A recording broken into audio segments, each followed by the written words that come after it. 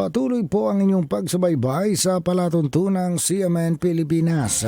Napapakinggan live nationwide via satellite at sa mga himpilan ng radyo ng Catholic Media Network sa iba't ibang lalawigan sa ating bansa.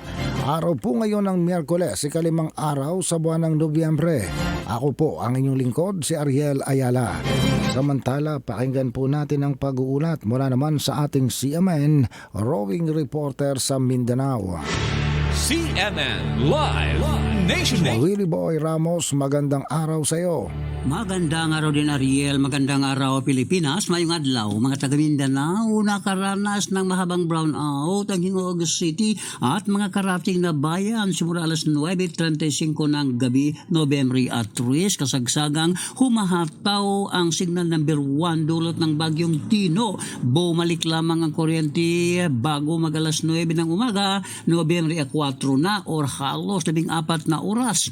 Brownout muli alas 10:09 ng umaga, Nobyembre 4. Bumalik din naman wala pang isang oras. Sa ipinilabas na pahayag mula sa Morisco 2 or Misamis Oriental 2 Electric Cooperative, nagkaroon ng aberya ang 69 kV sub-transmission line main breaker sa National Grid Corporation of the Philippines Nasipit Substation sa bayan ng Nasipit, Agusan del Norte.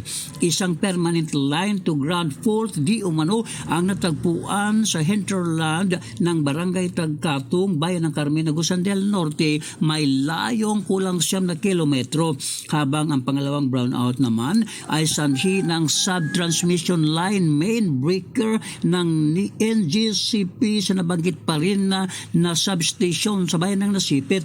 Bilang countermeasures, ayon pa sa Morisco 2, ang air brake switch sa Hingoog City ay initially at inihiwalay ang energy restoration upang magkaroon lamang ng kuryente, habang ang Hingoog to San Luis segment ay isinailalim pa sa foot patrol habang sa sinusulat ang balitang ito ng mga linemen upang hanapin ang sinasabi nilang fault location. Well, Ramos, CMN Roving Reporter ng Mindanao, Radyo Kalikasan ng City Base, nagulat ng live para sa CMN Pilipinas.